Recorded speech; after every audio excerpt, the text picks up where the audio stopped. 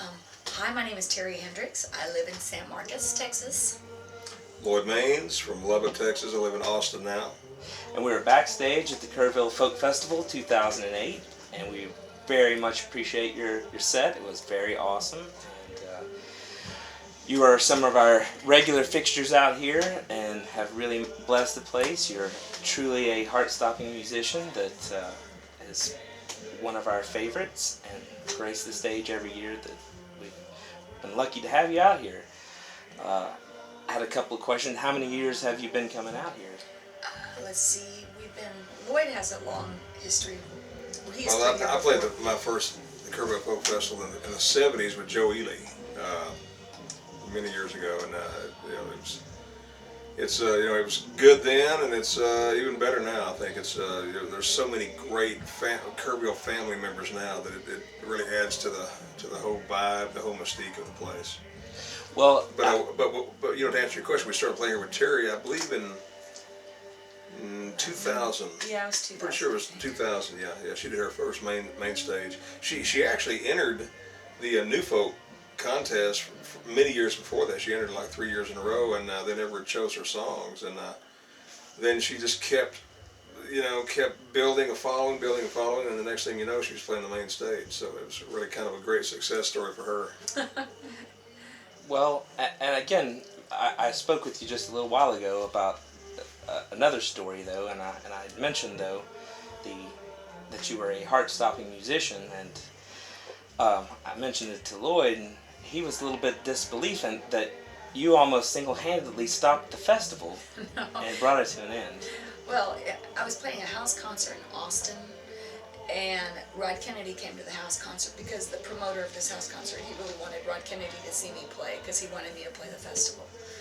And it just so happened that I met Rod Kennedy and he met me, and he, that night after the show, he had a heart attack. And while I played, he wasn't feeling good at all. Are you sure it wasn't just bad chicken salad? Yeah, I know, it was really a weird, of all the nights for him to come hear me, the night he has a heart attack. So needless to say, we didn't play Kerrville for several years after that. Well, I'm not sure about the correlation in cause, but we've seen you play, and we think you are a heart stopper. So our main focus has been pretty much what happens out in the campground, and you've mentioned some of that, and I spoke with you earlier, and you said, though, you've not really spent a night on the ranch. No, we haven't. We've never spent the night here. We've stayed at the campfires till really late, and heard some great music.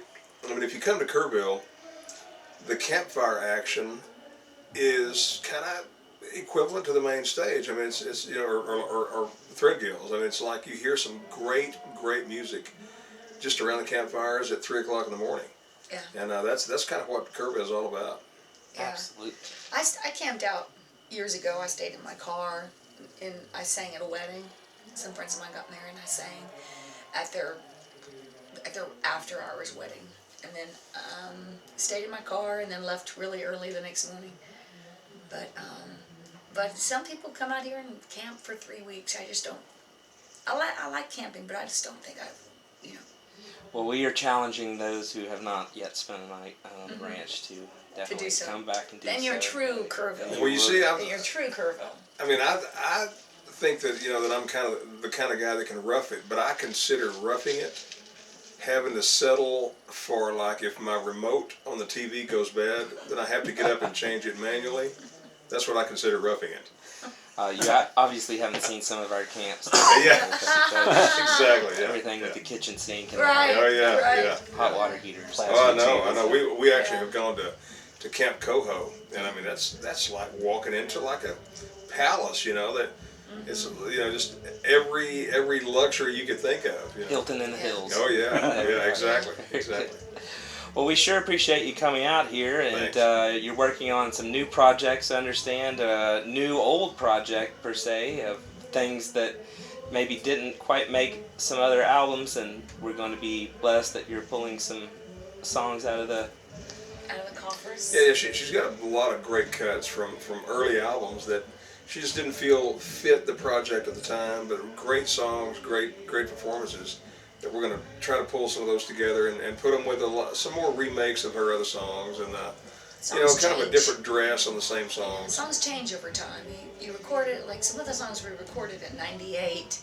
I feel like I'm a completely different musician now than I was 10 years ago. You know, you can do a lot of road work or whatever, you change, the songs change. So we're going to readdress those songs and just see what happens. That's awesome. I'm sure it's great material that we will. Enjoy very much. Yeah, Thank you. yeah. Thank Yeah, you. you're Thanks for doing what you're doing. Definitely, and y'all have some road projects coming up as well. Y'all are massively on the road all the time anyway. Yeah, we're actually at the end of June. We're going. We've been asked to go play the Smithsonian Folk Festival in Washington D.C. So we're going to be there for 5 days straight, doing 2 shows a day on the right in front of the Capitol. But it's sponsored by the Smithsonian, and there's going to be bands there from all over the world. And so we're going to be there representing Texas. Yeah. Very good. Nobody we'd rather have representing. Oh, great. Thanks. Very Thanks. good. And we'll definitely have your stuff linked through our MySpace. And we Thank definitely thank you for sitting down with us. Well, thank you Great. for your time. I Thanks a appreciate lot. it. And again, thanks for the flowers.